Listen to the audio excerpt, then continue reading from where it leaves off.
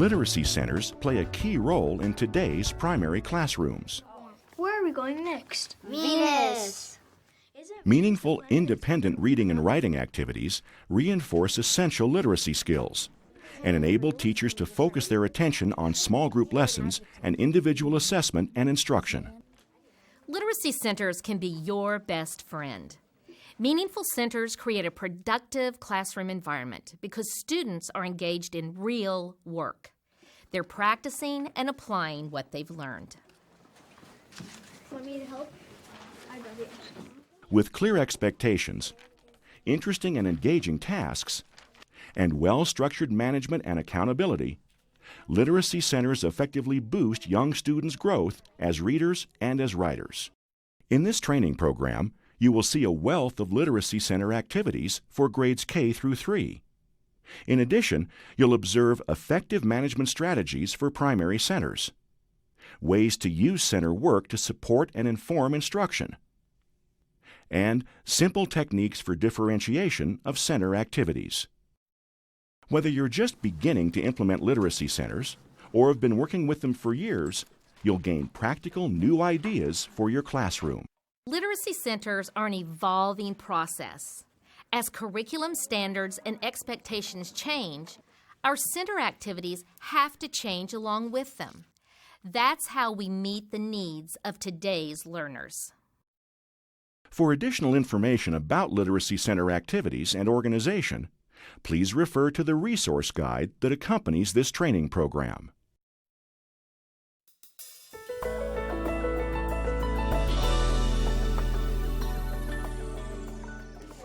How many can you take from them? How many can you take from the bags? Literacy centers don't happen overnight. They take thoughtful planning and good teaching. The good news is that by investing time in organizing, demonstrating, modeling, we maximize the benefits of our students' independent work. Decide which questions you would like to put on the front. Remember to put the planet name right here. In order for literacy centers to be most effective, teachers need to lay a solid foundation for their success by teaching essential literacy skills, creating and teaching center activities that support those skills, and establishing a center management system. Get your finger ready. Show me where you start to read. Good. What does the SH sound make? Shh. Make it quiet. Shh. Shopping. And what is this guy going shopping for? Literacy learning requires good instruction in essential skills. It's something you eat on Thanksgiving. What do you think, Liv? Chicken. Chicken? How about a turkey? That sound? What letter? Turkey. T. Good, Miranda. Educators teach children how to read, how to write, and how to work with words. The value of literacy centers is the role they play in helping students cement what's been taught and what they've learned.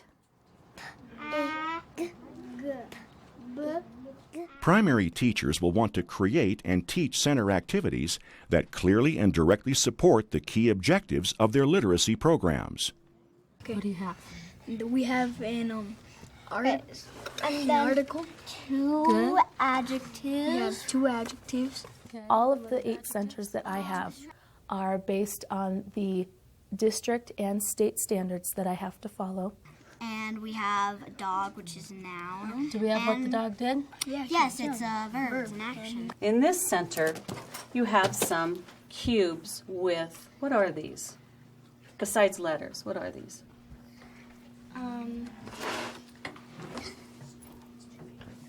Skyla. Letter blends. Letter blends. Good, they're blends. You need to pick a skill. You need to decide how you're going to make that meaningful and interesting, and then choose how you're going to have the kids be accountable for what they're doing. Where am I going to go to find GR words? Like right there. So here you've got all the great GR words you'll ever want to see. You're going to pick and write them on these lines. Cool. All independent activities, whether for the whole class or a specific reading group, must be carefully taught from start to finish. All right, somebody want to be the teacher now and tell me what to do? Zay, tell me step one.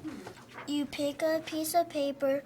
Along with the essential steps of setting up the literacy centers, it's important for me to make sure that the center is well taught before they actually go out on their own to do it, to alleviate questions later on, so that I know they're set up for success, and so that I know when they get to that center, they can do the activity well and not be frustrated or unsure of what they are doing.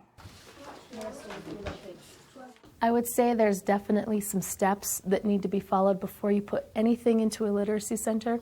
You have to teach them, you have to model it, and then do it as a class. And then you discuss it after you look at it. And then you reteach again and again before it ever goes into the center for them to do on their own. Puppies, you are at Reading Center and Fine Motor Center. In Reading Center, remember, you can go get a stuffed animal and read to your stuffed animal. Center management addresses several critical questions, including how and when do students move from center to center? Who gets centers out and puts them away? Where do students keep their center work? And how do teachers guide and monitor student center activities? When you're considering what kind of management system to use, remember two basic principles. 1, keep it as simple as possible. And 2, make sure that the system you develop is something that is good for you and for your students. All right, class, everybody look up here. We're going to switch centers now. Effective management comes in many different forms. This third grade teacher controls student movement by using a rotation system.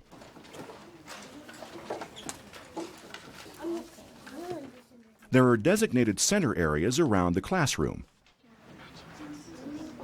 and students have been taught how to set up and put away all the materials. Turtles, you are doing word work and listening center. In word work, you can do your letter sorting on the plates, or you can do your sequencing sheet. Remember, In this classroom, the teacher sends students to centers by reading group. listening center, you choose your 3 baskets, or 2 people may be on Miss N's computer listening to Chicka Chicka Boom Boom. Kiddies, you are at ABC Center and Poetry Center. Using this approach, the teacher can easily direct groups to specific centers as needed. Each day, the teacher and a classroom aide set out all the center tubs. The children are responsible for handling the materials correctly. They know how to successfully complete each activity and how to clean up after themselves. Group 2, stand up, put your books against the wall, and head out to centers. These first graders self-select 2 literacy centers each day. The teacher sets out some of the center containers, and students are free to retrieve other center tubs and find appropriate places in the classroom to do the activities. Group 3. Within this self-selection system, the teacher still strategically assigns activities to specific reading groups and directs individual students to particular centers for targeted practice and reinforcement. Whichever management system you decide to use, teaching and practicing it is going to take 3 to 6 weeks. If you are going to err on the side of taking too long rather than not taking long enough. But once that system is in place, you'll be able to focus your attention on instruction and your students will be able to work independently. Or you can draw with. In the remainder of this training program, you'll see more center management strategies, including a practical way to store student center work, how to guide student center activity choices, and how to monitor the quality of student work in time-effective ways. Whether you choose to use a rotation system, a self-selection system, or a combination, having all the management pieces in place will allow you to make better use of your time and better meet the needs of your children.